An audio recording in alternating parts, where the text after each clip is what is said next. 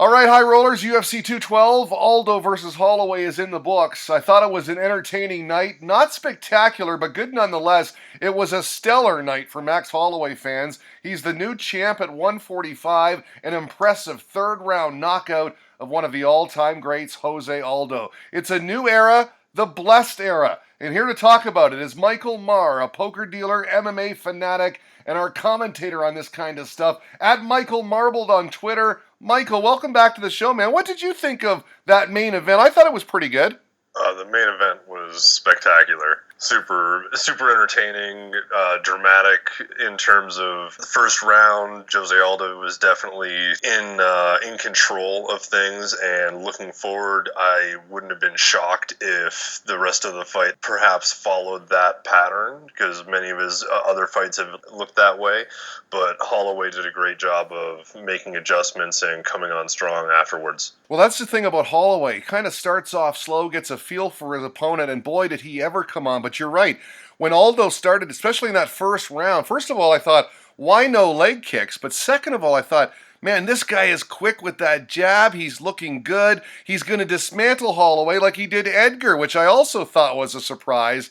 But you're right, Holloway, in the end, really came on full steam, didn't he? Oh, fantastic performance from Holloway. Like, he definitely gets hit, and he's more than willing to take risks and put himself in harm's way. Like, even at the beginning when both guys were maybe a little bit tentative to commit to everything, they're both standing right in front of each other, right inside of the other guy's range. So it was super entertaining, I thought. Yeah, and Aldo, no leg kicks. He looked good, but then seemed to fatigue a bit. I mean, I don't know how much of it would have been fatigue or damage, or perhaps just Holloway doing a better job of, changing his pace, making adjustments as the fight went on, but impressive. Why do you think he didn't employ the leg kicks? Because that's one of his trademarks. I mean, he can really eat up a guy's leg, and I don't think he threw one of them. I have no idea as to why he wouldn't have necessarily looked to employ them early, although, maybe he was planning on doing it later. Maybe he just didn't like what he was seeing in the moment. Aldo has been somebody that's always had a outstanding measure of distance and timing, so I have no idea what he would have thought at the time, or what his plan was, but start off, it seemed like it was going okay. Yeah, it seemed like a perfect game plan, especially the first couple of rounds. He looked good. Late in the second, he got clipped up, seemed to change everything. But you got to give it to Holloway. A lot of heart. The guy is super tough. He loves to fight. You're right. He's a risk taker. Now, the question begs, Holloway wins in the third round, Conor McGregor in 13 seconds. So what do you think's next for Max Holloway? Well, personally, I want to see Holloway against Frankie Edgar next. That's, in my opinion, the only fight to make right now. Edgar is the clear contender, just coming off of his destruction of Yair Rodriguez. He's clearly the next best guy in the division, and they've never fought. So with the skills that Frankie Edgar brings to the table, that's a super interesting matchup against Max Holloway. And, he basically was stuck in a bit of no man's land with two losses against Aldo, especially with how decisive the most recent one was. That's the fight I want to see next. I would love to see McGregor against... Honestly, I want to see McGregor against Jose Aldo again, because I don't think that fight really played out. Aldo was, too aggressive, got caught. Absolutely. All credit to McGregor, and that sucks, but I don't think that really takes away from Aldo's legacy. The beatdown that Holloway put down on Aldo, I thought was considerably more impressive in terms of what he can actually do. Yeah, you got to see him strut his stuff a bit. I was going to ask you about Aldo. I think you just answered the question there. The co-main event, I was really looking forward to it. I expected it to be a war. Carolina Cavill against Claudia Gadelha, one of my favorites, the Brazilian, making quick work of Cavill. And she made a mistake, didn't she? And Gadelha just jumped on her. Yeah, Gadelha looked fantastic against Kovacevic. I don't know if it was a momentary lapse in her takedown defense, or, how accurate a depiction of her ground game that is, but Gadelha looked fantastic, just rolling through Kovacevic and getting the submission pretty easily, it looked. I thought the stand-up, they were both having decent successes. I thought some of the elbows that Gadelha landed in the clinch were really impressive before things went to the ground, and then just went very quickly. Now, she's already fought Joanna Jacek twice. What's next for her? Does she get another shot at the champion?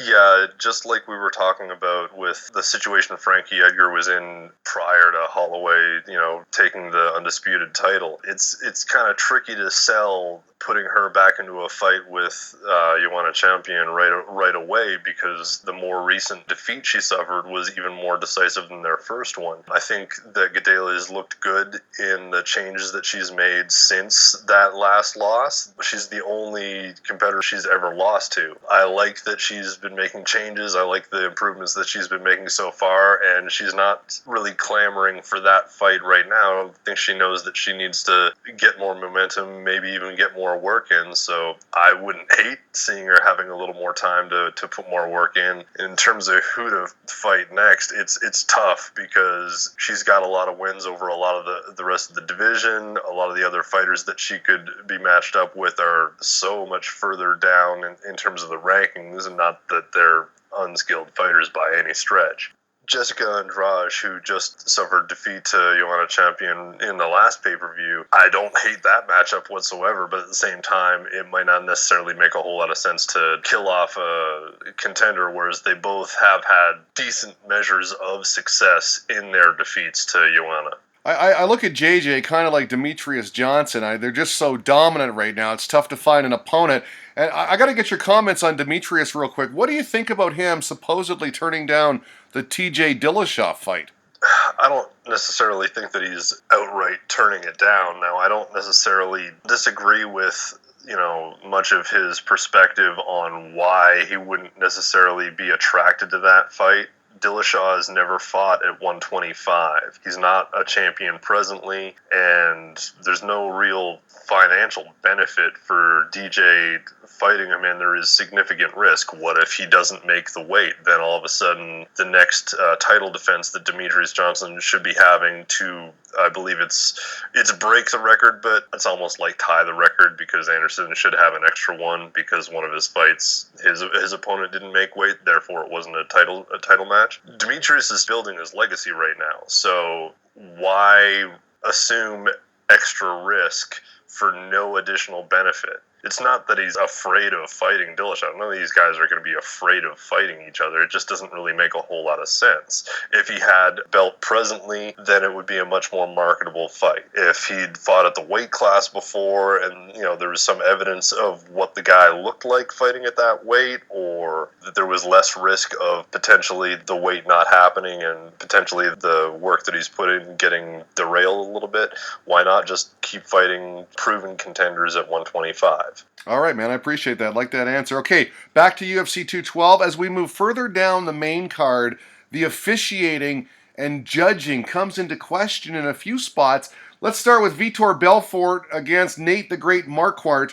I personally thought Nate won this fight. What do you think? I thought it was a fairly closely matched fight. I was actually really impressed at how good both guys have looked, considering how spotty their recent performances have been. They've both taken a lot of damage. They've both taken a lot of knockout losses. But I thought both guys physically looked really good. I thought their performances were good. I thought their game plans were pretty good. It was a close fight. I don't hate the decision going in either guy's favor, provided it's not like a landslide victory in terms of the scorecards. I don't think either guy winning is a robbery in this scenario. I'll tell you what, I got the same sense that you did. Both these guys look pretty good. I thought Nate looked great, and when Vitor unloaded in those couple of spots where he had flurries, I thought, man, this is the old Vitor. He's letting them go. I mean, if he does that every fight, he's going to win a lot more than what he's been winning lately. I mean, that's always been the story for Vitor. He's a sprinter. He's not necessarily going for a decision win. If I remember correctly, this is only his second decision victory in better part of a decade, maybe more. I mean, he's a finisher. He goes hard, and most of the time either gets the stoppage victory or gets stopped in pursuing it. But I thought both guys looked good. It was a good matchup.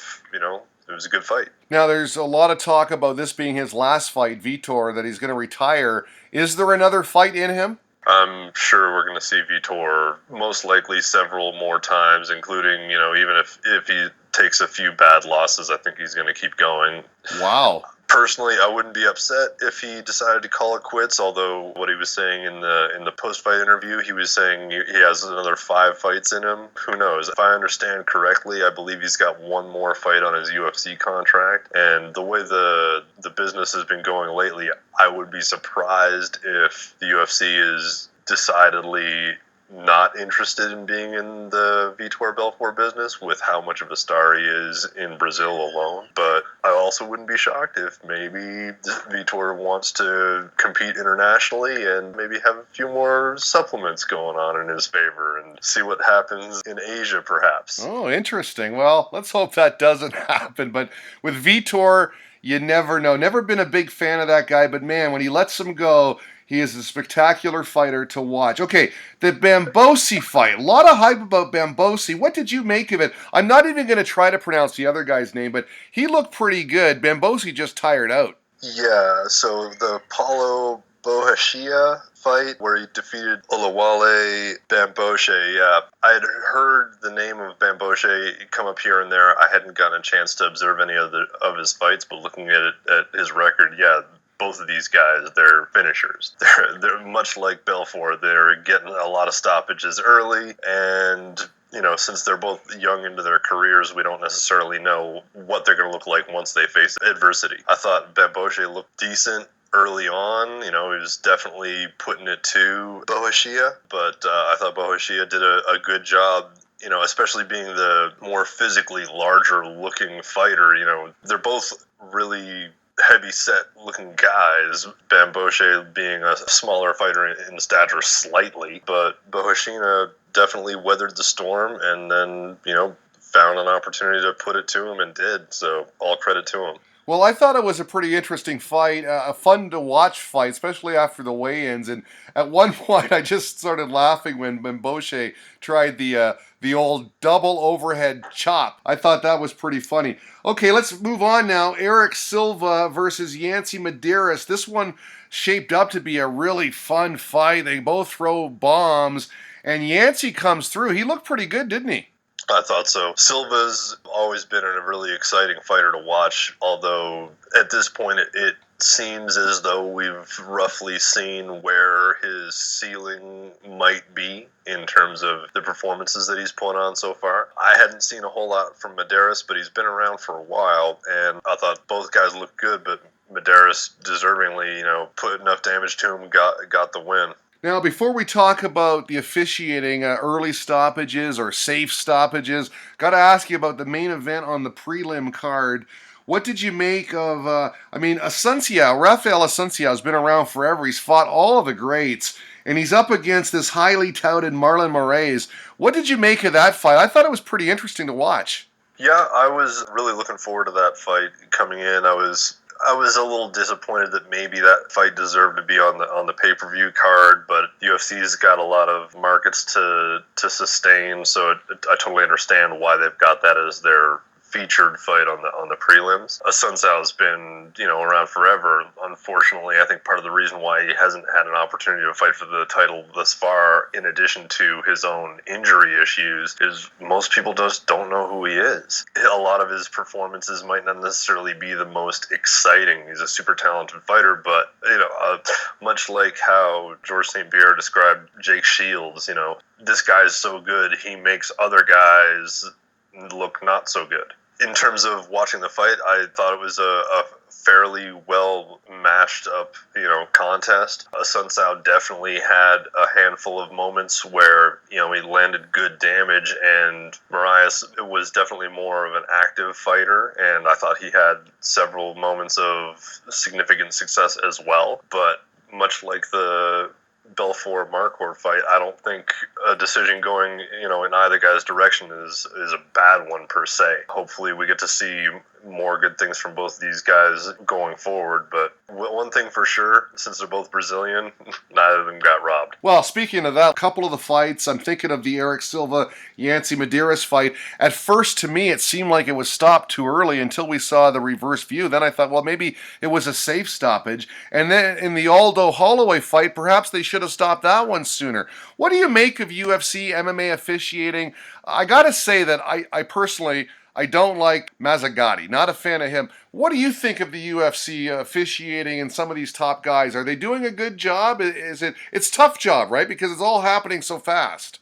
It's got to be the toughest job in there outside of the fighters themselves. I mean, the judging is going to be a tough job, but when a judge messes up, it might not necessarily lead to someone, sustaining injuries or having it have a shortening effect on their career going forward. Although it certainly can have a negative impact on how much money they make and the matchups they do get. The reffing that happened over the course of this card, I thought was overall not bad. Eduardo Hurdy was the ref for the Medeiros Silva contest. When I was watching it in real time, I thought it was a totally reasonable stoppage. Once the fight was stopped, clearly Silva seemed to have his wits completely about him. So it's an unfortunate result, but it's extremely difficult to know for sure when you see a fighter get clipped like that, where they've got their feet square and they're not necessarily in a spot to be in good balance when they take a strike to the face. A lot of the time you might have a guy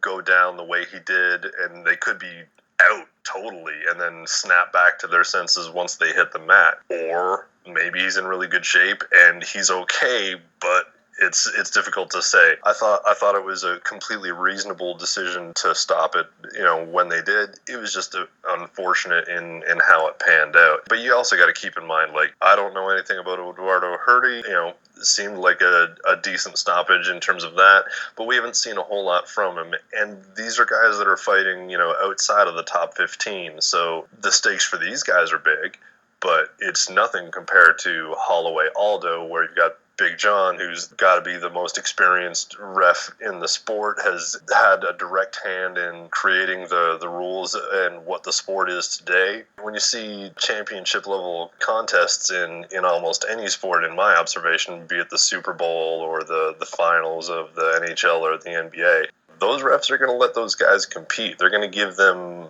ample opportunity to do stuff far more so than they might, during the regular season. I thought that Holloway did a great job of staying on target, continuing to work, and the way he was attacking was very decisive and not really offering Aldo a whole lot of opportunities to recover or to get back to a better position. I thought Aldo was definitely hurt once he went down. I wasn't sure if he was going to be able to recover from that. But while he was defending, and it did seem like he was still more or less aware of what was going on, I don't know if he necessarily could do a whole lot, but McCarthy gave him every opportunity to show him that he could continue. I remember back during the Brock Lesnar fight where he fought Shane Carwin, there was an argument to be made that fight could have been stopped during the first round during Carwin's, onslaught. Lesnar was much more active in,